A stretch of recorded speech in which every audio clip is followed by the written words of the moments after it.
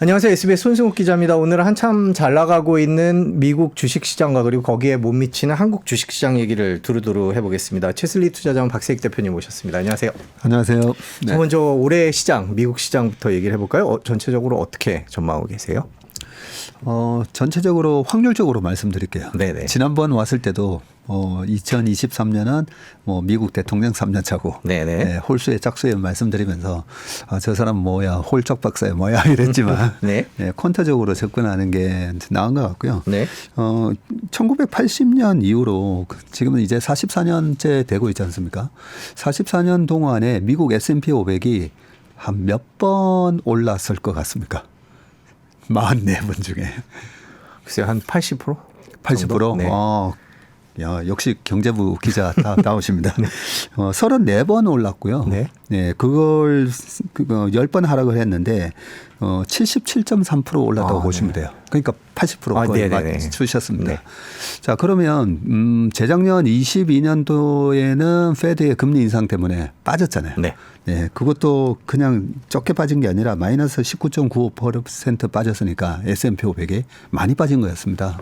그리고 작년에 24.7% 올랐거든요. 야, 그러면 많이 오른 거 아닌가. S&P 500이 5천도 돌파하고 있고 그렇게 생각하실 수가 있는데 과거 사례를 보면요. 그 닷컴 버블 때는 2000년, 2001년, 2002년 3년 연속 빠지기는 했었거든요. 근데 그 전에 너무 많이 오르기도 했었었죠. 네. 그런 거에 비해서 이번에 22년도에 빠지고 작년에 한 해 올랐는데 한 해 오르고 그 다음에 또 다시 빠진 적은 그 44년 역사에 한 번도 없어요. 네. 그래서 깊게 그것도 22년도에 거의 20% 빠졌으니까 많이 빠졌잖아요. 그러고 반등 들어가는데 그 다음에 다시 또 빠진 경우는 없었다. 네.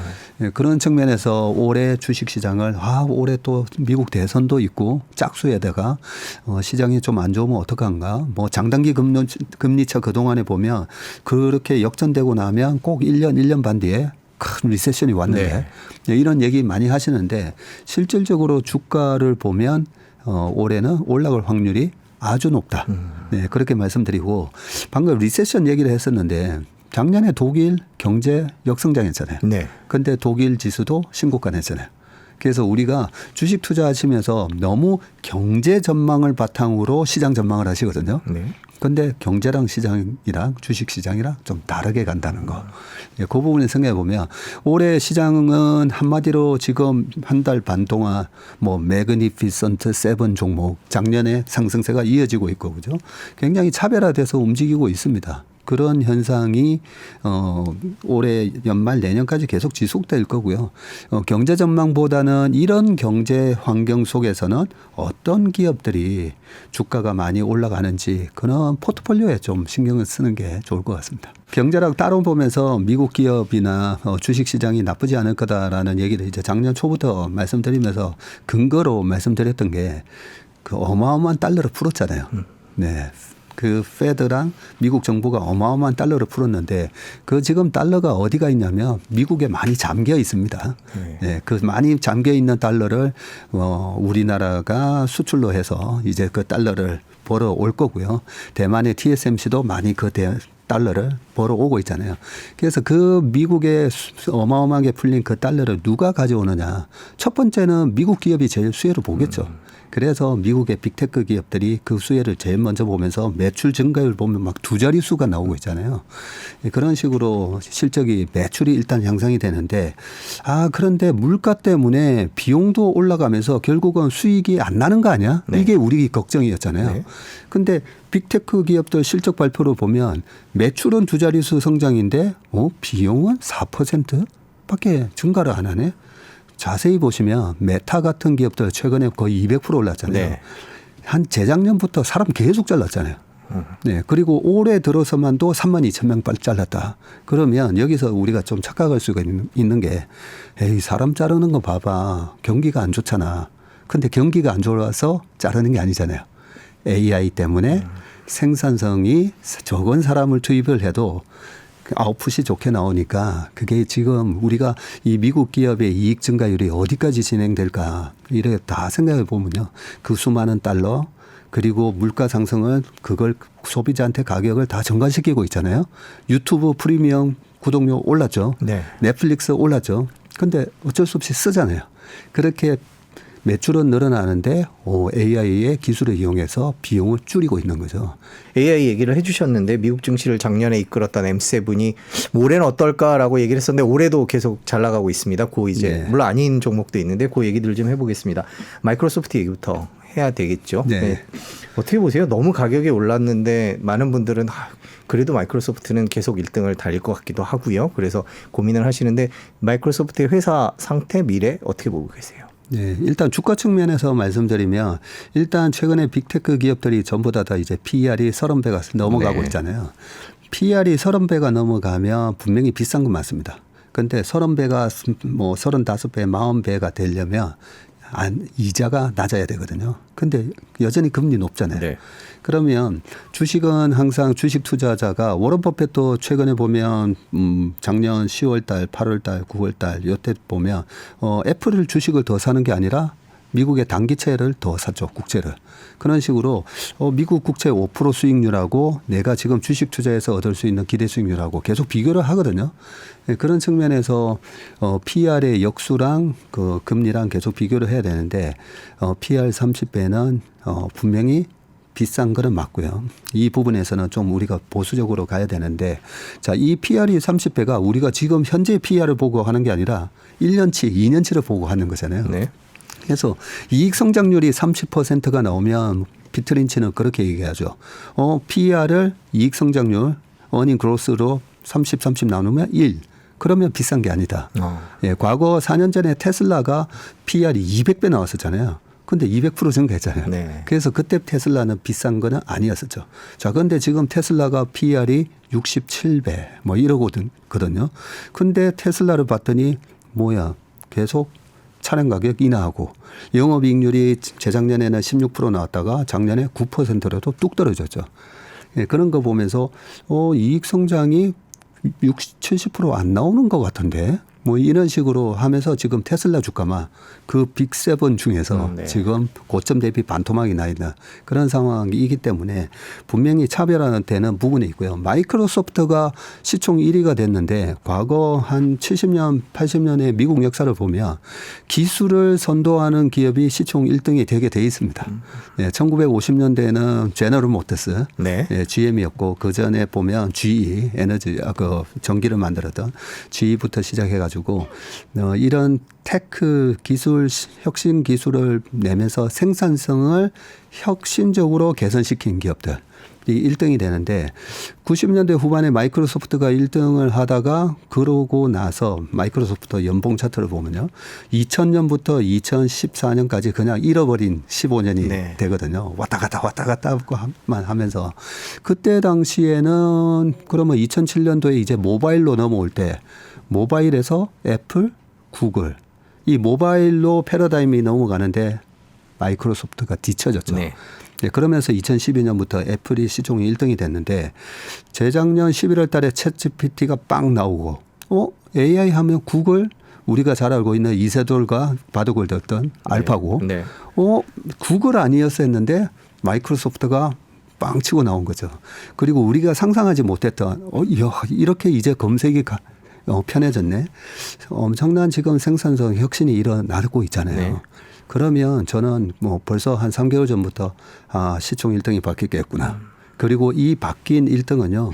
잘 안 변합니다. 네. 네, 그래서 최소한 뭐 앞으로 3, 4년 동안은 마이크로소프트가 독보적인 그냥 시가총액 1등으로 저는 갈 거라 생각합니다. 그렇군요. 최근에 엔비디아는 뭐 상상할 수 없을 정도로 빠른 속도로 오르고 있고요. 특히 AI의 그 하드웨어를 담당하는 회사이기 때문에 뭐 당분간 독보적일 것이다 이렇게 얘기하는데 대표님께서는 어떻게 평가를 하세요? 너무 부럽죠.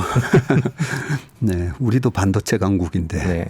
네, 엔비디아 시총이 지금 1.8조 달러, 우리나라 GDP 정도가 됐고요. 잘못하다가는 이거 엔비디아 한 종목으로 그냥 코스피 전체를 그 안에 있는 삼성전자 포함해서 네. 다 사버릴 수 있는 지금 그런 시총이 돼가고 있으니까 부럽긴 부럽습니다. 그런데 이 기술적인 혁신을 지금 AI가 선도를 하고 있고 거기에 반드시 필요한 게 GPU다 보니까 그걸 갖다가 90% 이상 독점을 하고 있고 지금도 저희가 거의 뭐 매주 체크를 하고 있거든요. 여전히 쇼트지고 예, 여전히 줄 서서 우리한테 좀 주세요. 그러다 보니까 가격이 천정부지로 올라 있는 이 가격이 떨어지지 않고 그러면서 내일 이제 엔비디아의 실적이 발표가 되긴 할 건데 전년 동기 대비해서 그냥 2배 이상 매출이 증가를 했는데 이 가격이라든지 이 부분이 떨어지지 않고요. 이 엔비디아가 그냥 지금 파운드리 업체들도 찾고 있거든요. 찾아서 주기만 주면 물량거는 계속 팔리니까 이런 상황이기 때문에 지금 우리가 주식 투자를 할 때 항상 주도주를 찾는 게 제일 중요하거든요.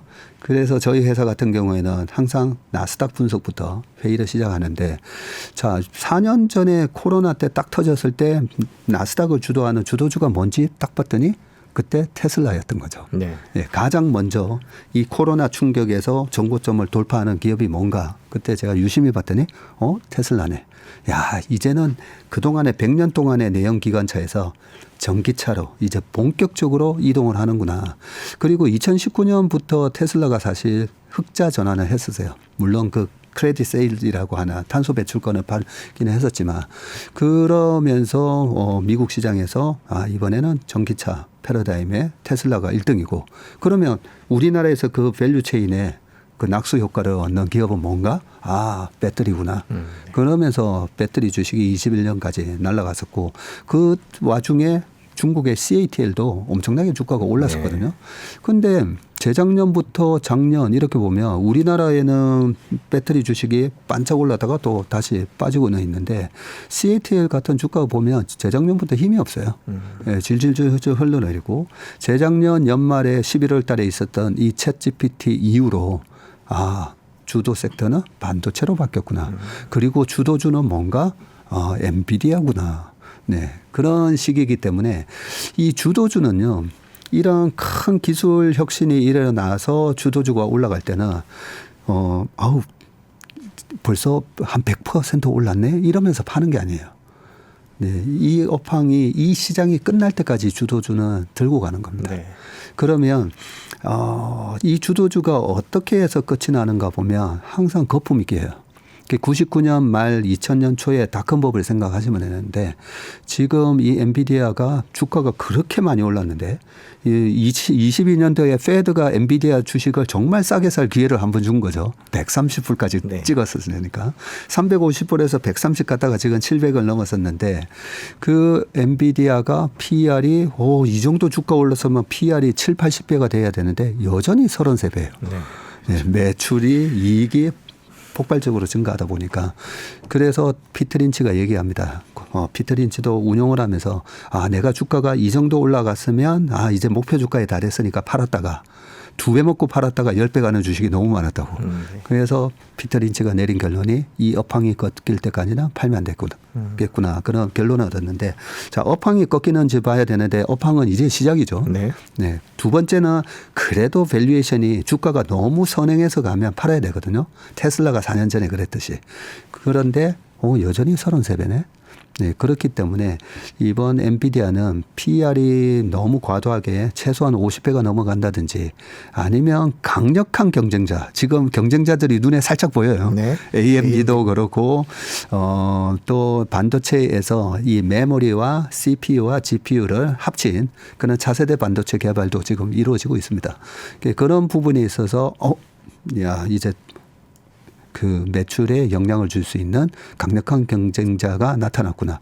이런 판단이 있기 전까지는 일단은 그냥 바이앤홀드가 맞다. 테슬라 이후에 2차 전지 얘기를 해주셨습니다. 어떤 주도주가 있고 그거에 따른 영향. 그러면 지금 아마 시청자분들이 궁금하신 건 엔비디아, AI 열풍으로 인한 엔비디아가 이제 뭔가를 이끌고 가면 그거로 인해서 파생되는 2차 전지 같은 그때의 당시에 그런 것들이 궁금하실 것 같아요. 그런 것들이 뭐가 있을까요? 되게 좋은 질문을 해 주셨는데요. 지금은 엔비디아 우리가 칩에만 집중을 했었잖아요. 너무 주가가 많이 올랐으니까. 그런데 그 다음에 이 파장 효과는 뭘까? 주식을 투자를 할 때는 이 어떻게 확산되는가에 대한 상상력이 좀 많이 필요합니다. AI가 도대체 뭐지? 이 AI를 통해서 엄청난 지금 생산성에 대한 획기적인 변화가 일어나고 있는데 그 수혜는 누가 보는 거지?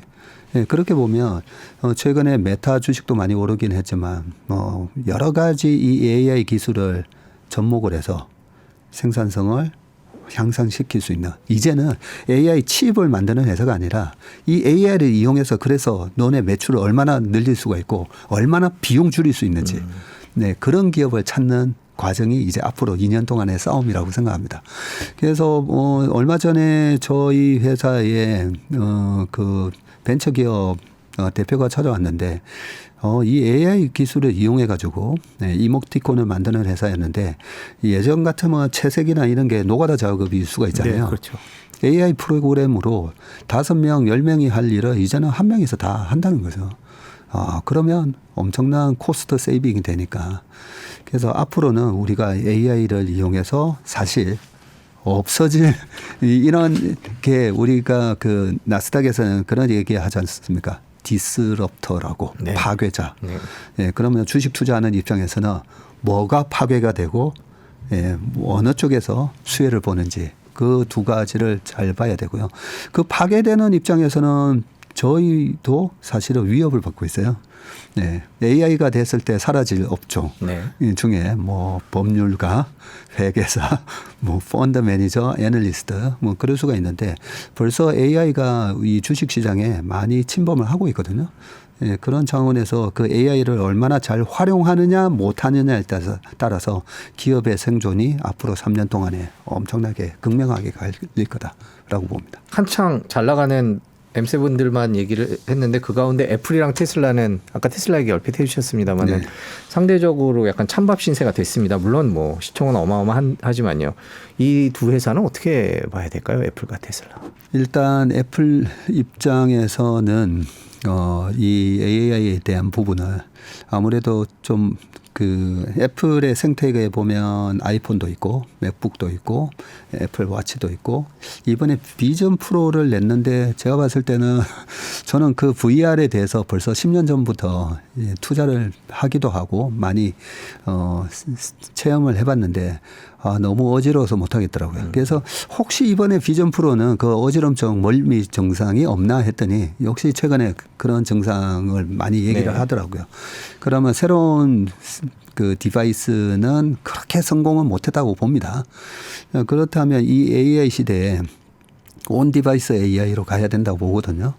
그런 측면에서 삼성이 갤럭시 S24에서 먼저 AI 기능을 탑재해서 출시를 했고요. 그 애플의 강력한 생태계에서 애플이 계속 그런 새로운 AI에 맞는 그런 제품들을 출시해야 되는데 지금은 잘 모르겠습니다. 잘 모르겠기 때문에 저는 애플과 마이크로소프트의 시총은 계속 조금씩 이제 벌어질 거라고 생각하고요. 이번에 워런 버핏도 애플 주식 좀 파셨더라고요. 네, 파셨고요. 자, 두 번째는 이제 테슬라인데요. 자, 테슬라가 420 갔다가 200불인데 조금 무서우실 거예요. 왜냐하면 장이 좋을 때 그동안에는 항상 테슬라가 시장보다는 가볍게 또 더 강하게 올라갔었는데 이건 뭐야. 시장이 이렇게 올라가는데 테슬라는 전고점 대비 지금 50% 빠져 있는 그런 상황이니까 그러면 테슬라에 처해 있는 상황을 보면 1차 전기차 시장에 1차 상승이 있었고 2차 구조조정 시기에 들어갔다고 봅니다. 네. 반도체의 역사, 반도체 얼마나 대단해요. 그런데 옛날에 90년대만 하더라도 한 27개 이상의 반도체 메모리 회사가 있었다 했잖아요. 그런 구조조정을 싹 치킨 게임 하라고 다 거치고 2011년도에 마지막으로 하이닉스가 SK그룹에 인수되면서 그러면서 마이크론, 하이닉스, 삼성전자 이렇게 3강 구도로 굳혀졌거든요. 그러고 나서 하이닉스, 마이크론, 삼성전자 주가 차트 보세요. 예, 계속 2, 3년마다 고점 돌파하면서 올라갑니다. 그래서 지금은 이런 산업의 구조조정 시기에 들어갔다라고 봐야 되고요. 그러면 이 구조조정에서 테슬라가 망할 건가 아니면 다른 업체들이 망할 건가. 당연히 테슬라는 살아남고 테슬라는 전기차 시장에 계속된 중국을 제외한 시장의 1등이라고 보고 있습니다. 그리고 테슬라가 갖고 있는 엄청난 인프라가 있죠. 앨런 머스크 테슬라가 갖고 있는 그 저궤도 위성 네, 그런 부분부터 시작해가지고 로봇 기술 그리고 소프트웨어, 자율주행 소프트웨어 그런 거 보면 독보적인 제2의 애플처럼 가는 그림은 맞고요. 지금 나는 장기적으로 테슬라는 전무님 그냥 10년 가지고 갈 거예요라고 했던 분들이 요즘 이제 많이 걱정이 되실 건데 그냥 지금의 이 테슬라의 전기차 시장 자체가 구조조정이지 전기차 성장에서 테슬라의 경쟁 구도는 크게 바뀐 게 없어요. 그렇다면 테슬라는 그냥 장기적으로 가져가시면 된다.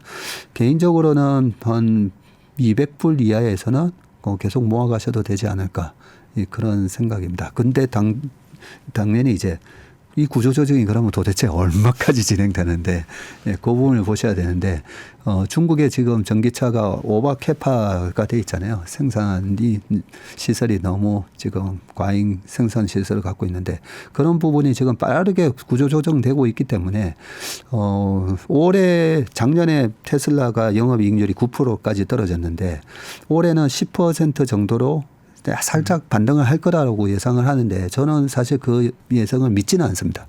믿지는 않은데 지금 테슬라의 그 200불 밑에서는 사도 되겠다고 생각했던 결정적인 이유가 사이버 트럭이 있잖아요. 네. 네. 2016년도, 17년도에 모델 X에 대한 그 예약 주문을 받았을 때 전 세계적으로 우리나라 그 연예인들, 셀럽들도 많이 신청을 했었거든요. 그런데 지금 사이버 트럭에 대한 예약 주문이 300만 대 가까이 돼요. 그렇다면 이 미국은 트럭 좋아하잖아요. 트럭 시장을 테슬라가 어떻게 보면 전부 장악할 수가 있습니다. 그런 그림만 보더라도 테슬라가 작년에 180만 대, 그전에 130만 대, 95만 대, 그전에 45 뭐 이래서 이 성장성에 대한 그림이 사이버 트럭만 보더라도 그 향후의 성장성에 대한 그림이 깨지는 않겠다. 그렇기 때문에 지금은 약간 반도체로 넘어가서 약간 좀 마음이 소외돼서 외로우시겠지만 그냥 쭉 바이앤홀드 하시면 될 것 같습니다. 큰 회사들 얘기를 쭉 해봤습니다. 어떻습니까? 올해 투자하는 미국 시장 투자를 생각하시는 분들은 어느 방향으로 가야 될까요? 계란을 한 바구니에 담을 수는 없고요. 네. 자, 여기서 반도체에 대한 얘기는 말씀을 드렸으니까 일단은 주도 섹터이기 때문에 전체 주식 포트폴리오에서 최소한 20-30% 이상은 가져가는 게 맞다고 보는데 자, 그런데 이제 좀 이렇게 많이 올라온 주식 사기는 되게 부담스럽잖아요. 좀 밑에서 이제 올라오는 거 좀 살 만한 섹터는 없을까라고 보면 제가 그동안에 이제 주식 투자를 하면서 이 고물가 시대를 몇 번 겪다 보니까 고물가를 겪고 나면 우리가 이 물가를 전가시킬 수 있는 이 가격을 소비자한테 전가시킬 수 있는 그런 가격 전가 능력이 있느냐 이걸 보라고 워런 버핏도 얘기했는데요. 가격을 전가시키려면 독보적인 기술력과 진입 장벽이 있는 고부가 가치 제품이어야 되거든요. 고부가 가치 제품 아니면 서비스여야 되는데 그런 측면에서 이 매그니피선트 기업들이 대체 불가한 그런 제품과 서비스를 냈고 그 다음에 남아있는 이 고부가 가치 영역은 어딜까라고 보면 저는 바이오라고 보고 있습니다. 그런 측면에서 작년에 이미 일라일릴리하고 노보노디스크가 빵 치고 올라왔지만 그 전에 그 강자들 우리가 빅파마라고 하나 머크라든지 존슨앤존슨이라든지 여러 GSK 뭐 등등의 회사들 보면 3년 동안에 주가가 별로 안 올랐더라고요. 그러면 그런 빅파마들이 갖고 있는 이 제약 걔네들이 갖고 있는 약에 대한 로열티가 다 있잖아요. 그러면 우리가 축구 선수 몸 가격도 올라가는데 그 로열티 가격이 물가 상승에 과연 그러면 안 올라갈까? 당연히 저는 반영이 돼야 된다고 생각합니다. 그래서 그런 무형의 가치로 보았을 때 빅파마들이 좀 주가가 좀 싸다는 느낌이 들어요. 그래서 과거 한 30년 동안의 미국 시장의 그 섹터 지수를 보시면 2015년, 11년, 12년, 13, 14, 15년 동안에는 그때도 2009년도에 돈을 너무 많이 풀어가고 그죠? QE1, QE2, QE3까지 했었죠. 2014년까지. 그러고 나서 바이오 주식들이 엄청나게 올랐어요. 그래서 나스닥 생명공학 지수를 보면 2015년 7월까지 엄청난 주도주 역할을 했습니다. 그러고 나서 플랫폼 기업들이 득세하면서 팡 기업이 나오면서 나스닥의 반도체 필라델피아 반도체 지수가 또 주 역할을 했거든요. 예, 그런 맥락을 보면 이제는 반도체가 좀 쉬게 되면 이런 생명공학 지수 그런 빅파마들에서 또 투자의 기회가 있지 않나 생각됩니다. 네. 국내 시장 얘기를 좀 해보겠습니다. 코리아 디스카운트라는 말이 나올 정도로 요즘에 한국 시장에 대한 여러 가지 얘기들이 나오는데, 자, 2024년은 어떻게 보고 계세요, 대표님께서? 미국의 제조업 제조업 PMI라고 그러잖아요. ISM 제조업 PMI 그리고 서비스 PMI 구매 관리자한테 이제 물어본 서베이 지수인데 그 제조업 PMI랑 우리나라 지수랑 특히나 중국 지수 굉장히 동조합니다. 네. 그 PMI가 지금 돌고 있어요. PMI 최근에 발표되는 거 보면 항상 기대치보다 조금 더 좋게 나오네. 이게 있고 우리가 경기 순환 사이클 하잖아요. 그 경기 순환 사이클하고 제조 PMI하고 거의 일치한다고 보시면 돼요. 그게 구매 관리자가 내가 뭔가를 생산을 주문을 하고 사람을 뽑고 여러 가지에 대한 설베인데 그 PMI가 지금 돌고 있고 이 모습이 마치 2016년하고 되게 비슷하다는 생각을 하고 있습니다. 16년이요? 네. 2016년도에는 지금하고 어떤 점이 비슷하냐면요. 그때 1월 달에 홍콩의 ELX가 그 2015년 한 7월 달에 14,000, 5,000 하던 홍콩 지수가 그 7,500까지 반토막이 나면서 ELS가 그때 당시에도 낙인이 들어갔죠. 네. 예, 원금 보장 구간을 밑으로 깨고 내려갔었는데 이번에도 ELS 문제가 발생했고요. 네. 그리고 PMI가 그때도 바닥 짚고 돌아섰는데 지금도 바닥 짚고 돌아서고 있고 그리고 2016년도에 트럼프하고 힐러리의 대선이 있었는데 네. 이번에는 트럼프 바이든이 될지 누가 될지 모르겠지만 또 미국의 대선이 겹치고 있는 부분이고 여러 가지 부분이 비슷해서 올해는 2016년과 같은 장이 될 가능성이 높다 이렇게 생각합니다. 2016년도에 코스피 지금 차트를 보고 계시고요. 네. 이 코스피 차트에서 방금 ELS가 박살났었다는 그 부분이 연초에 1, 2월 달에 네. 우리나라 시장도 중국발 위기가 시작된 거 아니야? 네, 중국의 그림자 금융 이러면서 주가가 빠졌었고요. 그런데 반대로 시장은 올라갑니다. 네, 올라가면서 근데 올해 시장은 제가 작년 시장하고는 좀 달리 작년은 조금 긍정적인 마인드로 웬만하면 1년 내내 긍정적인 마인드를 유지를 하면 좋은 성과가 나왔다면 올해는 그때도 보면 6월 달에 또 브렉시트라는 생각도 못했던 이슈가 발생을 했었어요. 영국이 왜 EU를 탈퇴하지? 그리고 설마 반대 나오겠지 했는데 또 찬성이 나와버리고. 그런데 전체적으로 제조 PMI가 올라가고 세계적인 경제가 다시 회복되는 그런 국면에 있다 보니까 저런 쇼크가 있어도 또 바로 회복을 하잖아요. 그죠? 예, 저렇게 회복을 하는 모습이었고 2016년도 그 11월 달에 세 번째 동그라미 있잖아요. 그 세 번째 동그라미가 트럼프가 당선이 됐을 때입니다.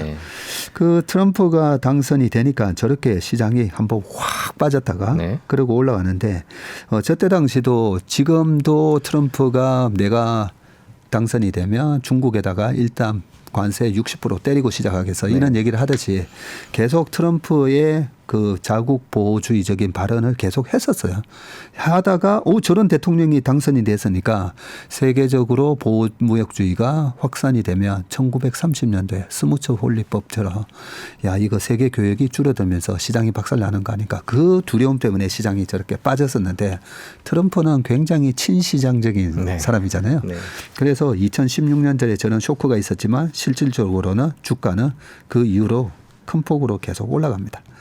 그래서 올해 전체적인 시장은 결국은 우상향으로 끝날 거다라고 마음은 먹으시되 중간중간에 저런 그는 한 번씩의 쇼크가 있을 수가 있고 저런 쇼크가 있을 때마다 우리가 기준을 정확하게 명확하게 갖고 계셔야 되는데요. 우리나라 지수는 2522 PBR 0.9거든요. 네, PBR 0.9 밑에서는 사면 한 번도 터진 적이 없어요. 1년 안에 다 수익 났었습니다. 그런 명확한 기준을 좀 가지고 대응하셨으면 좋겠고 내년 상반기까지는 시장이 망가지는 시장은 아니니까 이런 울퉁불퉁한 장에 잘못하면 이게 추세 추정형으로 가면 쫓아갔더니 빠지고 네. 밑에서 손절했더니 다시 올라가고 올라갔더니 사니까 또 빠지고 지금까지 그랬잖아요. 예, 그런 모습이 될 수가 있기 때문에 딥이 왔을 때 그걸 우리가 그 외환 딜러들이 buy on dips라고 하거든요. 네. 딥이 왔을 때 사고 sell on 랠리가 오면 팔아먹고 네. 올해는 buy on dips, sell on 랠리 그걸 반복하는 전략으로 대응하시는 게 좋을 것 같습니다. 네, 2016년 코스피 가격을 방금 보면서 말씀을 해주셨는데 비슷한 게 진짜 있는 것 같은 게 중국 변수가 좀 있는 것 같습니다. 그때 네. 뭐 당시에 트럼프 전 대통령이 이제 당선이 되기도 했었는데 올해는 또 그 문제가 이제 미중 갈등으로 불거질 것 같고요. 그래서 코리아 디스카운트 얘기 중에 많이 거론되는 것이 중국 경제 상황, 미중 갈등 이런 것들이 오히려 더 악화시키지 않을까 이런 걱정들이 있으신 것 같아요. 이 부분은 저희가 어떻게 이해를 해야 될까요? 중국에 대한 이슈는 올해 내내 시장에 영향을 줄 것 같은데요. 네. 그런 부분에 있어서 우리가 주식 투자를 할 때 중국하고의 계속된 경쟁 구도를 체크를 해야 되고요. 오늘도 보니까 일본의 큰 조선업체 하나가 이제 거의 문을 닫는다. 뭐 이런 신문 기사를 본 게 있는데 일단 한국 그다음에 중국 이 조선 시장을 두 나라가 이제 석권하면서 일본 문 닫았고 2001년도에는 스웨덴의 말매에 농물하면서 문 닫았고 그런 과정이 일어났었는데요. 그래서 계속된 중국의 경쟁력이 어디까지 침범을 하는지 봐야 되는데 중국하면 요즘은 알리익스프레스랑 테무 때문에 네. 네, 그게 좀 걱정이 되긴 합니다. 잘못하다가는 그런 값싼 공산품을 만드는 우리나라 제조업 다 죽을 수가 있겠더라고요.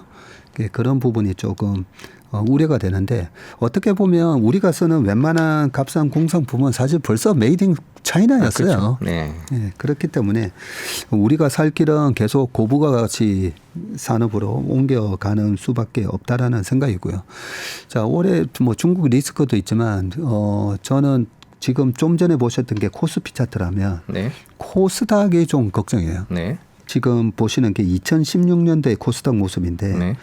아까 코스피는 그나마 울퉁불퉁해도 우상향으로 네. 플러스 한 3.3으로 끝났거든요. 네. 끝났는데 지금 보시는 코스닥은 저렇게 울퉁불퉁 왔다 갔다 하다가 하반기 되면서 오히려 주가가 큰 폭으로 네. 예, 빠지게 되고 빠진 거를 회복을 못하고 끝납니다. 그래서 마이너스 한 7% 정도로 끝나게 되는데 이때 2016년도에 하반기에 어떤 주식들이 무너졌냐면 2015년 아까 상반기에 나스닥 생명공학 지수가 주도를 했었다 했잖아요. 네네. 그러면서 우리나라도 2015년도에 잘 생각해 보시면 그때 당시에 한미약품의 라이센싱 아웃이 있었고 한미약품의 11월 달에 뭐 세 번째 조 단위의 그런 라이센싱 아웃 하면서 바이오가 주도를 했었어요. 근데 미국은 이미 꺾였는데 우리나라만 2015년 11월까지 바이오가 막 움직이다가 그러고 박살이 나는데 2016년 하반기까지도 사실 저 바이오 주식들이 무너지면서 저렇게 코스닥이 마이너스가 됐다라고 보면 되고요. 그래서 올해는 미국 대통령 선거에 특히나 그것도 트럼프 때문에 스트레스에 엄청 시달릴 겁니다. 거기에다가 중국하고의 산업의 경쟁 구도 이런 걸 생각해 봤을 때 좀 확신을 할 수 없는 그런 기업이라면 어떻게 보면 2016년 하반기와 같은 그런 그림이 나올 수가 있습니다. 그래서 좀 작년에 지나치게 우리가 스토리로 좀 올랐다든지 중국하고의 경쟁 구도에서 좀 심각하게 지금 이익이 훼손되고 있다든지 그런 업종은 좀 올해는 피하는 게 낫다. 특히나 코스닥은. 네. 한국 시장 그리고 미국 시장에 대해서 얘기를 나눠봤는데요. 투자에 보탬이 되셨으면 좋겠습니다. 오늘 말씀 여기까지 듣겠습니다. 긴 시간 고맙습니다. 마이크로소프트가 왜 애플보다 더 강하게 상승하고 점점 1위 자리를 이제 1위를 차지하기도 했는데 확고하게 할 거라고 보느냐 하면 간단히 설명드리면 인공지능에 대한 가능성 때문입니다. 적어도 상반기는 올해 내내 B2B 회사에 관심을 가져야 하고 그런 측면에서 마이크로소프트는 애플과 다르다. 숫자적으로는 영업이익률이 30%대까지 나오는 정도예요. 지금 인공지능 관련해서도 그렇고요. 그래서 이거는 상당히 어떤 부분에서 보면 앞으로 10년을 바라보고 투자할 수 있는 그런 어떤 시야를 말해주지 않느냐 그런 의미에서 저는 말씀을 드렸던 거죠. 생성형 AI 소프트웨어 시장 규모는 23년에 37억이었는데 달러죠. 28년에 한 360억 해서 연평균 58% 성장할 거로 보인다라는 거라서 첫 번째 말씀드린 건 저의 의견은 AI는 앞부분에 말씀드린 것처럼 시장을 바꿔놓을 게임 체인저에서 이제 그 지금까지 두 번밖에 안 나온 아주 거대한 흐름의 기술이 될 거다. 인간의 생산성을 바꿔놓는 커다란 흐름을 될 거다라고 보는 측면에서 보면 지금은 단계적으로 하드웨어가 길게 가는 성장을 했지만 여기서 이제 소프트웨어의 모습들이 보이고 있고요. 거기 들어가 보시면 뭐가 있냐면 세일즈포스 9%, 마이크로소프트 9%, 어도비, 오라클, 서비스나우, 팔로알토 이런 통합 소프트웨어 서비스를 하는 회사에게 인공지능 서비스 시스템을 제공하는 회사들이 작년도 어느 정도 올랐냐면 140%씩 올랐어요. 2배 넘게 올랐어요. 예. 예를 들면 이더리움을 선택할 거냐, 비트코인을 할 거냐. 이런 거에 의해서 그러니까 통화의 투자, 화폐에 대한 투자가 훨씬 더 수익이 좋을 거라는 건 저도 알지만 잘못 선택했을 경우는 다른 길을 가게 될 위험이 있기 때문에 저로서는 이 가상통화를 할 때 통화를 선택하기보다는 이 가상통화가 사용된 기술에다 투자하자. 이게 이제 블록체인 기술입니다. 그런 측면에서 저 같은 사람들은 아주 대박을 내지는 못하겠지만 안정성이 높고 기관이 만약에 현물 ETF를 통해서 거래하게 된다면 이거의 궁극적인 혜택은 이 블록체인 기술에서도 나타나기 때문에 그런 측면에서는 블록체인 ETF라는 거를 오히려 가상통화 관련해서는 투자하는 게 더 좋겠다는 거고 아마 개인들이 보기에는 그건 좀 약하지라고 하실 수도 있을 것 같습니다. 네. 원래 리츠라는 거는 그렇게 큰 높은 기대 수익률을 갖는 자산이 아닙니다. 사실은 7%, 8%, 10% 정도를 보는 그런 자산이라면 지금은 워낙 떨어진 상황에서 올라갔기 때문에 한 2년 정도에 걸쳐서 평소보다는 상당 부분 상승된 기대 수익률을 가질 수 있고 더군다나 그럼 여러 가지 면에서 안정성으로 보면 금리가 돌아섰다는 소리는 이제 어떻게 보면 악재는 다 반영되고 좋은 일만 남았다라고 볼 수 있는 상황이다 보니까 리츠는 굉장히 좋은 투자 대상으로 보시는 게 좋겠다. 네, 올해 미국 자산 시장은 어느 것을 지켜봐야 될지 지금부터 얘기를 해보겠습니다. 먼저 빅테크부터 얘기를 시작을 해볼 텐데요. 최근에 MS가 애플을 제치고 시가총액 1위에 올랐다라는 기사가 나왔습니다. 서로 엎치락 뒤치락 하는데요. 자, 대표님 보시기에도 그러신지 모르겠는데 지난번에 대표님께서는 애플보다는 마이크로소프트 이런 얘기를 방송에서 하셨던데요. 예. 거기서부터 한번 투자의 포인트를 한번 짚어가 볼까요? 네, 그러시죠. 그 마이크로소프트와 애플은 뭐 사실 어디를 투자해도 문제가 없는 회사인 건 분명히 맞는데 좀 눈에 띌 만큼 약간 격차를 두는데요. 특히 이 가격이 시가총액이 가까워졌다가 벌어졌다는 걸로 보면 그런 면에서는 마이크로소프트가 워낙 현저하게 떨어졌다가 그 최근 한 1년 동안 급격하게 쫓아 올라오고 있는데 그 요인을 저는 두 가지로 보는데 하나는 인공지능 관련 산업에서 마이크로소프트의 위치겠죠. 네. 마이크로소프트가 왜 애플보다 더 강하게 상승하고 점점 1위 자리를 이제 1위를 차지하기도 했는데 확고하게 할 거라고 보느냐 하면 간단히 설명드리면 인공지능에 대한 가능성 때문입니다. 제가 아는 한 저같이 기술주 투자를 오래 하고 그런 쪽을 보아온 사람이 아는 한 지금까지 역사상 한 3번 정도 인공지능 빼고 나면 2번 정도 인류의 모든 삶을 바꾸는 기술이 나왔습니다. 예를 들면 증기시대에서 전기로 간 거죠. 이것도 전기를 사용하기 시작하면 모든 게 바뀝니다. 엘리베이터가 전기에서 나왔을 테니까 이 모든 패턴이 바뀌는 큰 기술들. 이게 제가 알기로는 전기 같은 것들이라면 또 하나 우리가 금방 알 수 있는 게 뭐냐면 인터넷입니다. 네. 인터넷이 우리 삶을 바꿨죠. 그럼 인터넷이 우리 삶을 바꿨던 시대가 언제냐면 1990년대 인터넷이 나오기 시작해요. 넷스케이프 막 나오던 그 90년대에 90년부터 2000년 IT 버블이 터지는 그 10년간 그 지금 제가 말씀드린 인터넷 기술이 들어오는 인터넷 기술이 세상을 지배하는 그 첫 단계로 인터넷 기술에 대한 장비주들이 10년간 인터넷 기술을 사용한 소프트웨어보다 훨씬 더 아웃퍼폼했다는 거죠. 어느 정도냐면 시스코라고 네. 인터넷의 장비 아주 그냥 100% 장비주죠. 시스코는 1990년부터 2000년까지 10년간 4000% 올랐습니다. 그럼 시스코만이냐? 아니죠. 오라클, 퀄컴, IBM 다 이게 인터넷 기술의 장비 기술입니다. 그런데 그 뒤에는 얘들이 계속 갔냐? 아니죠. 드라마틱하게 그러지 못하고 그 뒤에 10년, 2007년에서 시작됐지만 2010년부터 2020년까지는 그럼 누가 인터넷 시대에 누가 왕좌를 차지했냐? 인터넷 산업의 소프트웨어 회사들. 그게 애플이었던 거죠. 그게 구글이었던 거죠. 인터넷 시대에 있어서도 장비 회사가 아니라 소프트웨어 회사.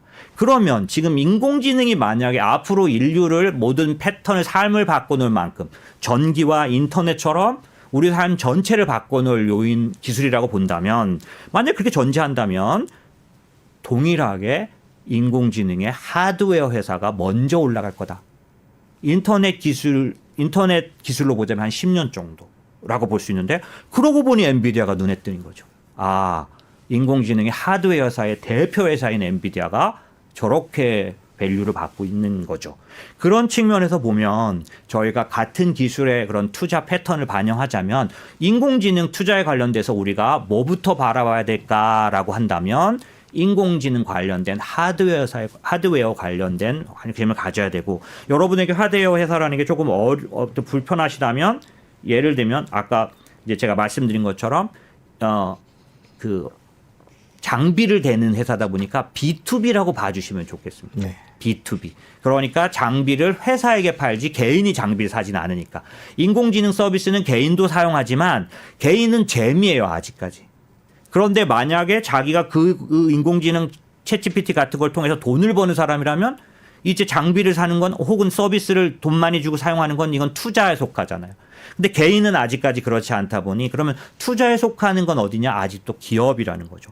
기업들은 살아남기 위해서. 그래서 메타가 그 엔비디아의 GPU를 몇 개를 갖고 있다. 이게 제 비교가 되고 오픈 AI 관련된 마이크로소프트가 앞서 있다는 걸 말할 때 얼마를 투자했다가 얘기될 때 이건 왜 그렇게 중요하냐면 기업이 앞으로 10년, 20년 살아남느냐 죽느냐의 문제니까 당연히 지금 적자를 보고 있는 거에도 불구하고 투자하는 이게 우리 투자자들에게는 왜 중요하냐면 확실성이 있거든요. 흔들리지 않을 거라는 측면에서 보면 그런 면에서는 B2B 회사들, 기업에게 하드웨어 관련된 인공지능 관련된 서비스를 파는 회사가 굉장히 좋을 거다라고 보여지면 애플은 어떤 면에서는 하드웨어 회사인데 그 전부 하드웨어 아닙니까? 맥도 그렇고 하드웨어 회사인데 그 하드웨어 그 구매자가 누군가요? 개인입니다. 네, 그래서 이걸 소비재 기업이라고 부르면 무식하다고 할지는 모르지만 제가 말씀드린 성향상으로는 그렇습니다. 그래서 작년도는 주가를 1년을 보면요. 기업에게 매출하는 B2B 회사와 개인에게 소비하는, 그러니까 개인 소비에 대한 회사는 정말 주가 차이가 많이 나게 달라졌고 올해 적어도 상반기는 아마도 아직도 소비가 줄어들지 모른다는 또 실제로 줄어드는 시기일 거기 때문에 적어도 상반기는 올해 내내 B2B 회사에 관심을 가져야 하고 그런 측면에서 마이크로소프트는 애플과 다르다. 숫자적으로는 영업이익률이 30%대까지 나오는 정도예요. 지금 인공지능 관련해서도 그렇고요. 그래서 이거는 상당히 어떤 부분에서 보면 앞으로 10년을 바라보고 투자할 수 있는 그런 어떤 시야를 말해주지 않느냐 그런 의미에서 저는 말씀을 드렸던 거죠. 정리를 하자면 어떤 획기적인 기술이 나왔을 때는 하드웨어 쪽이 먼저 발전하고 이어서 소프트웨어가 따라서 발전하기 그렇죠. 때문에 투자도 그런 식으로 가면 좋다라는 거고 그거를 AI를 기준으로 놓고 볼 때는 지금 엔비디아 같은 하드웨어 회사가 먼저 올라가고 있다는 건데 그렇죠. 자 그러면 AI와 관련된 소프트웨어나 그런 쪽은 언제쯤 또 그렇게 한번 도약을 할까요? 임직원 생산성을 개선하는 효과가 벌써 얼마 안 된 것 같은데도 엄청나게 보고되고 있는 분이 66%씩 개선시킨다든지 그다음에 생성형 AI에 관련된 이런 생산성 비용은 50% 정도 경제적 효과가 있다든지 뭐 이런 것들이 계속 발표되고 있고요. 그래서 그런지 생성형 AI 소프트웨어 시장 규모는 23년에 37억이었는데 달러죠. 28년에 한 360억 해서 연평균 58% 성장할 거로 보인다라는 거라서 첫 번째 말씀드린 건 저의 의견은 AI는 앞부분에 말씀드린 것처럼 시장을 바꿔놓을 게임 체인저에서 이제 그 지금까지 두 번밖에 안 나온 아주 거대한 흐름의 기술이 될 거다. 인간의 생산성을 바꿔놓는 커다란 흐름을 될 거다라고 보는 측면에서 보면 지금은 단계적으로 하드웨어가 길게 가는 성장을 했지만 여기서 이제 소프트웨어의 모습들이 보이고 있고요. 소프트웨어 기업들이 올라가는 모습들이 보이고 여기서도 제가 먼저 말씀드리고 싶은 건 그냥 개인들이 사용하는 인공지능 소프트웨어 회사를 사서는 안 된다. 이고 회사의 생산성 향상에 관련된 소프트웨어, 인공지능 소프트웨어 회사에 투자하는 게 유망하다. 더 먼저 강하게 올라가고 있는 소프트웨어 회사들이 있는데 그거를 ISAAS. I는 뭐냐면 인터그레이션이라 그래서 소프트웨어를 팔긴 하는데요. 통합 소프트웨어를 내놓는 데들입니다. 어디를 말할까라고 하면 회사들에게 예를 들면 저희 회사도 그게 이제 필요한 기능이어서 직원이 출근을 하면은 로그인을 할 때 이 직원을 구별하는 그런 부분을 한 다음에 들어가면 모든 소프트웨어는 다 열려 있습니다. 우리는 지금 어떻게 되면 1대1 그 뭐라 그럴까요? 인증 서비스를 쓰고 있는 거예요. 자기가 예를 들면 365도 오피스 365도 자기가 인증됐어야 자기 PC에서 쓸 수 있지 않습니까? 그런데 일반적으로 IT 회사도 그렇지만 많은 회사들이 처음에 직원으로서 로그인하고 나면 그 안에서 있는 모든 프로그램들은 그냥 인증 없이도 쓸 수 있는 서비스. 이게 통합 서비스인데요. 이런 통합 서비스들을 하는 소프트웨어 회사들이 주로 작년도에 많이 올라갔습니다. 아이셰어스가 운영하는 ETF인데 요게 이 ETF는 그 익스펜디드 테크 소프트웨어의 약자가 네. 그 소프트웨어 회사들이어서 거기 들어가 보시면 뭐가 있냐면 세일즈포스 9%, 마이크로소프트 9%, 어도비, 오라클, 서비스나우, 팔로알토 이런 통합 소프트웨어 서비스를 하는 회사에게 인공지능 서비스 시스템을 제공하는 회사들이 작년도 어느 정도 올랐냐면 140%씩 올랐어요. 2배 넘게 올랐어요. 예. 이걸 제가 업종으로 말씀드리면 가장 지금 인공지능이 업종에 막 엄청나게 반영되는 업종이 뭐냐라고 하면 작년도의 실적으로는 하반기 실적으로는 사이버 보안이었습니다. 네. 그러니까 팔로알토라든지 크라우드 스트라이크 같은 것들은 140%씩 올랐어요. 특히 하반기 집중적으로 크라우드 스트라이크. 그러니까 결국 잘 생각해 보시면 제가 좀 복잡하게 말씀드려서 죄송한데 잘 생각해 보시면 인공지능 그 기능이 소프트웨어적으로 서비스 될 때 기업에게 그거를 패키지화해서 파는 회사들. 대표적인 업종 사이버 보안. 또 하나는 뭐냐면 요즘 2024년 들어서 1월에 가장 큰 흐름은 로봇입니다. 네. 그러니까 인공지능이 서비스로 만들어지는 데 있어서 가장 급격하게 반영되고 있는 것은 로봇. 그런 측면에서는 작년도에는 사이버 보안을 제가 여러 번 추천드렸었고 성적은 괜찮았던 것 같은데 올해는 거기에 로봇까지 관련돼서 인공지능 투자를 한다는 게 어떤 면에서는 좀 막연하지만 오히려 그렇게 산업을 좁혀서 하시는 게 좀 좋겠다. 이런 기술주 투자의 전제 가운데 하나가 금리 인하할 텐데 아무래도 기술주가 금리에 민감하기도 하고요. 올해 금리 인하 속도, 폭 이런 것들은 어떻게 보고 계신지 궁금합니다. 이런 얘기 많이 보셨죠? 연준과 시장의 시각 차이가 있다. 그러면서 무슨 얘기를 하냐면 시장은 7번. 그러니까 3월부터 거의 인하율을 인하 확신 그런 확률이 막 70% 80% 되니까 7번 175bp까지 인하될 걸로 본다.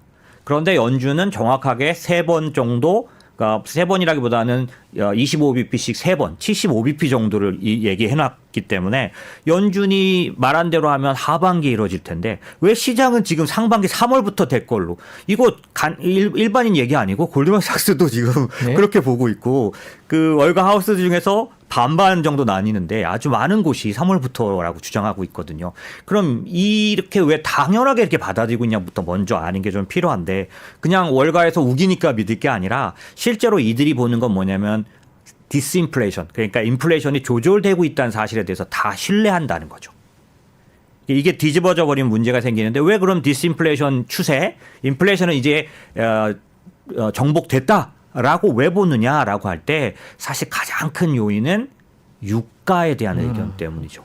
사실은 지정학적 리스크나 그다음에 이런 여러 가지 다양한 요인들로 봤을 때는 오펙이 감산을 한다든지 이렇게 되면 올라가야 하고 그다음에 또 하나는 미국이 경기가 좋다면 더 많이 쓰지 않겠습니까? 그런 면에서 유가는 올라가야 하는데 희한하게 안 올라가고 또 전문가들은 대부분 낮아진다라고 보고 있는 그 이유가 어디냐면 사실은 기술에서 왔다라는 거죠. 전체적으로 미국이 월가가 그렇게 보는 이유 중에 하나는 뭐냐면 간단하게 제가 자료 한번 보여드리면서 설명을 드릴게요. 이 미국의 원유 관련된 그런 그 에너지 관련된 시설 중에 셰일가스가 굉장히 주된 어떤 에너지 공급의 한 부분인데 이 셰일가스의 리그 수를 말합니다. 리그는 뭐냐면 유정이에요. 네. 거기다 이제 파이프를 박아서 이제 셰일가스를 채취하는 그 유정수를 말하는데 뭘 말씀드리고 싶으냐면 지금 보시면 아주 유정수가 많았던 4,000에서 5,000개 이상 됐을 때 옛날에 비하면 지금은 어떠냐면 600개밖에 안 됩니다. 유정수가. 네. 맨 끝에 보면은. 네. 이게 무슨 말이냐면 옛날에 5,000개에서 보면 거의 10분의 1밖에는 셰일가스 채취를 덜 하고 있다는 거죠. 이거는 예전에 여기도 보시면 한 2014년도 저기 파란 선이 가장 최근에 높았던 때는 2014년도인데요. 네. 두 개의 봉이 있지만은 그게 하나가 이제 맨 마지막 2014년도인데 저게 누구 작품이냐? 사우디아라비아 작품이에요. 사우디아라비아가 유가를 지배하기 위해서 자기네들이 확 증산을 해서 셰일 업체들을 다 도산시켜 버렸던 거죠. 그래서 기본적으로 원유 생산할 때 자기의 그런 어떤 원가와 같은 게 높았던 셰일 회사들이 거의 문을 닫았습니다. 그 당시에. 그러다 보니까 다 평정되고 리그 수는 저렇게 떨어진 거죠. 여기까지는 뭐 금방 아시는 내용. 그 다음에 그래프를 보셔야 하는데요. 이렇게 역사상 가장 최저의 리그 수 상태인데 생산량은 보시면 이게 미국 생산량입니다. 네. 역사상 최대가 있죠. 지금으로 보면 보통 발표 어떻게 났냐면 이게 1,500만 배럴 뭐 이렇게 되니까 이게 1,300만 배럴을 생산한다는 얘기입니다. 보시면 이 1,500만 배럴하고 사이 예. 밑에 있죠. 이게 역사상 최대 생산이거든요. 그럼 간단히 생각해 보시자고요. 유정을 적게 넣었는데 뭐 5분, 10분의 1밖에는 안 파는데 생산량은 어떻게 10배 이렇게 높아질 수 있냐는 거죠. 이건 뭐냐? 기술이 간단하게 말하면 하나를 넣어도 파는 양이 달라졌다라는 얘기죠. 그러니까 그런 측면에서 봤을 때 우리는 어떤 짐작을 할 수 있느냐면 지금 보시는 화면에서 자료처럼 미국에서 필요로 하는 그런 원유에 대한 수요를 이미 미국의 생산으로 충분히 커버하는 시대가 됐다라는 거고 미국만 보자면 뿐만 아니라 앞으로를 생각해 보자면 하나의 사건을 보시는 게 좋은데 엑슨모빌이라는 회사가 파이오니아라는 셰일 회사를 80조 주고 최근에 사들였습니다. 네. 이유는 뭐냐면 셰일 사업이 어떠냐면 한번 파면은 일정량 파고 나면은 다시 못 쓰는 기술이었다면 지금 셰일 기술이 발달해서 이미 다 뺀 데를 시간이 지나서 다시 집어넣어서 더 많이 그리고 그 셰일을 채취하는 기술도 박상해서 뭐 젤로 한다든지 액체로 한다든지 해가지고 평소보다 2배, 3배씩 나오고 이미 쓰다가 닫아놨던 유정을 새로 열고 이런 식으로 가자면 향후에 미국에 있어서 셰일은 또다시 부흥이 온다라는 것을 아까 기술적으로 설명드렸는데 그런 면을 아까 엑슨모빌이 파이오니아를 산 걸 통해서 한번 해석해 보면 미국의 원유 채취에 대한 이 사업은 점점 더 커진다라는 거고 실제로 그거를 엑슨모빌은 뚜렷하게 투자로 보여준 거라고 보면 제가 말은 좀 이렇게 좀 뭐랄까 많았는데 간단히 이 사실을 갖고 시장을 보면 어떤 거냐면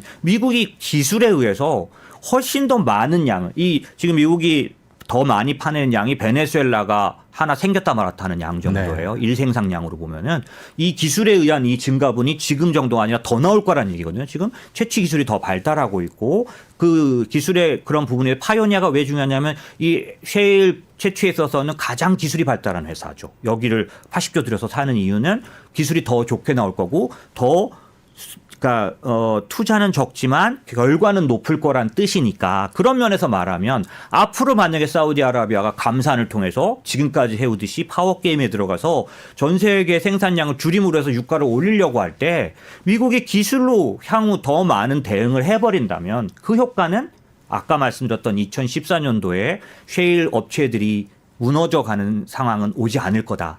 특별히 아까 기술에 의해서 많이 생산되는 그런 부분이 숫자로 파악된 거냐면 브레이크 이븐 포인트, 그러니까 그런 가격, 이 셰일에서 이 원가에 속하는 가격이 전의 절반 이하로 떨어져서 최근에 미국 내 셰일인 경우는 30불대까지 떨어졌기 때문에 그럼 사우디아라비아는 몇 불인데 사우디아라비아는 기존에 투자해 놓은 것까지 다 이제 기존 어떤 부채까지 다 계산을 하면은 58불에서 60불대까지 가야 하는 상황이다 보니 지금 셰일이 그렇게까지 낮아졌다는 얘기, 특히 이제 미국만 말하는 거죠. 해외는 아직도 좀 그런데 그렇게 되면 게임이 어떻게 되느냐? 사우디아라비아가 아무리 이전처럼 2014년도처럼 치킨 게임을 시도하더라도 지금 미국 상태로 보면 버텨낼 수 있고 또 오히려 뒤집을 수 있다라는 거고 그럼 이런 수급을 생각해 보면 향후 지정학적 리스크가 터져서 그건 여러분이 딱 생각해 보시면 홍해가 터졌는데 예면 이게 터졌는데 안 오릅니다 유가가.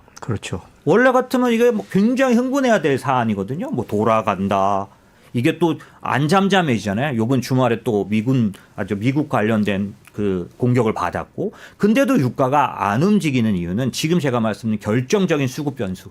미국의 기술에 의해서 이 부분이 평정될 수 있기 때문에라는 거를 생각한다면 향후에 올해 2024년도에 지정학적 리스크가 불거지더라도 유가가 이전처럼 폭등을 해서 인플레이션을 자극할 상황은 오지 않는다.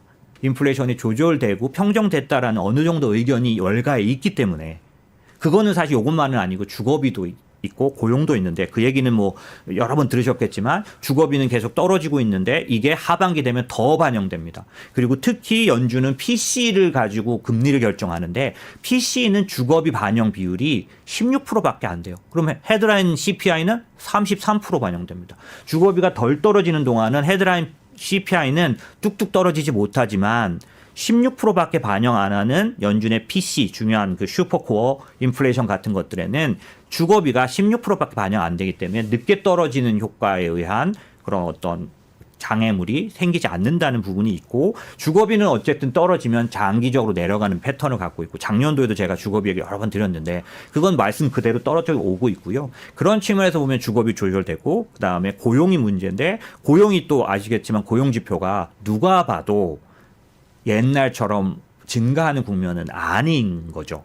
이거는 감소하는데 그 감소 부분이 스무스할 뿐이지. 이건 사실 너무 급격하게 감소하면 침체가 오는 거기 때문에 오히려 어려운데 소위 말하는 골디락스 숫자가 나오는 정도라고 보이고 그럼 앞으로는 어떻게 될 거냐? 전반적으로 오늘도 구글 그러니까 알파벳 같은 데들이 인공지능 관련해서 더 하기 위해서 인원 조정했다.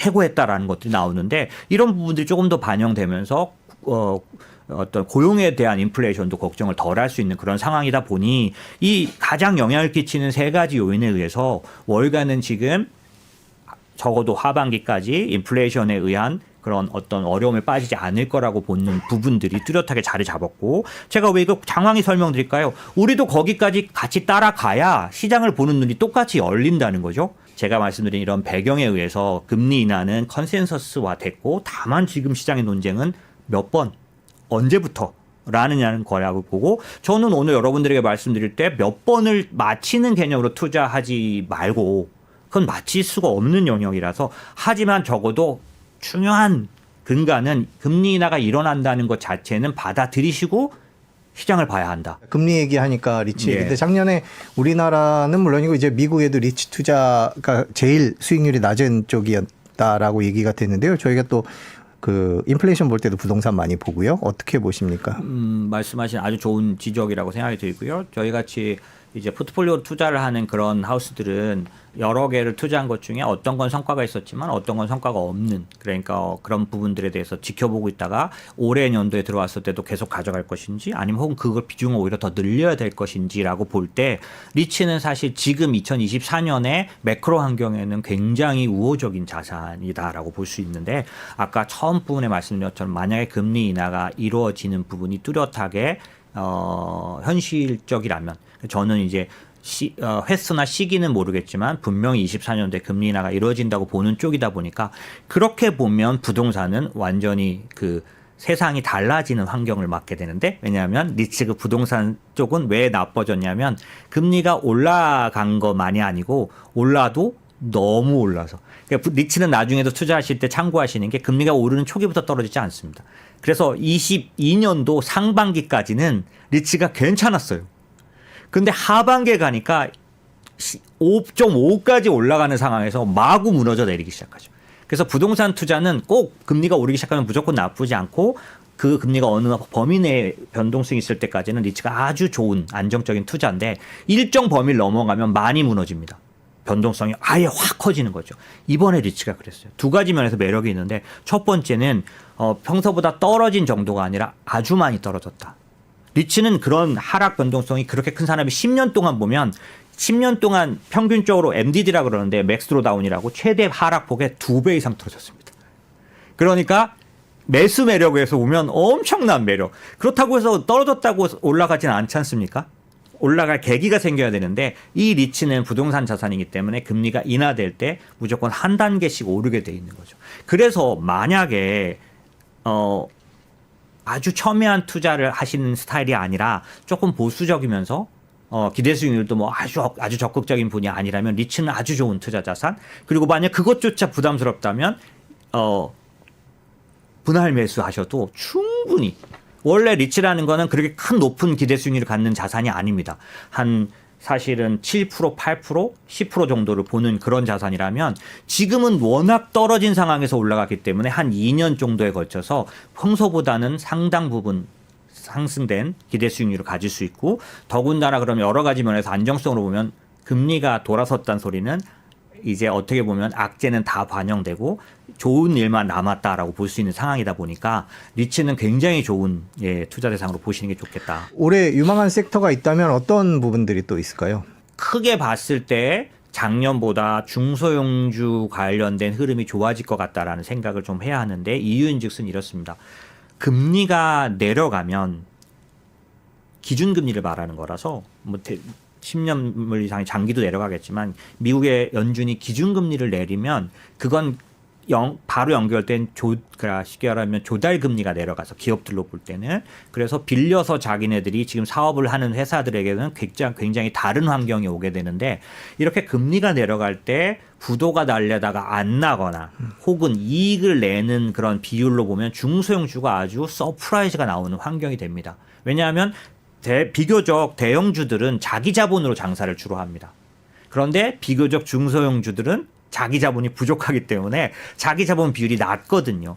하나 더 말씀을 드리고 싶은 거는 우주항공, 방위산업 관련된 투자를 눈여겨봐야 한다라는 겁니다. 이게 작년도에도 저희가 우주항공 관련된 얘기를 드렸지만 지금은 패권 전쟁 시대, 신냉전 시대인데 지금 딱 보십시오. 곳곳에서 전쟁이 벌어지니까 당연히 방위산업 투자 해야겠죠. 이 우주항공과 방위산업에 국가의 정부 지출이 개입되고 있다는 사실이 제 핵심입니다. 작년도에 다파라는 그런 미국의 예산에 관련된 회사의 그 연구소의 예산안에 관련된 자료를 보다 보니 바이든이 작년도에 7조 정도 썼어요. 정부 지출로. 이거는 코로나 때 풀었던 돈만큼, 그러니까 연준이 했던 만큼 이런 정도인데 그 정도로 풀었는데 이제 이번 선거 있는데 늘릴까요? 줄일까요? 늘릴 수 없을 겁니다. 유지는 해야 되지만 늘리지 못합니다. 유일하게 늘어난 분야가 있다면 우주항공이에요. 왜? 미국의 미래를 위해서는 이게 필수적이기 때문에. 그런 측면에서 우주항공 관련된 그런 어떤 관심과 돈이 움직일 텐데 거기에 뭐가 만났냐면 민간 주도의 기술이 나오기 시작해요. 뭘까요? 이건 뭐냐면 제프 베조스의 블루 오리진, 그 다음에 일론 머스크의 스페이스 X 같은 게 이미 10년 전에 쏘는 기술부터 해가지고 이제 거의 돈을 버는 단계까지 왔다. 이 돈을 버는 단계는 이 얘기는 전 신뢰가 되던데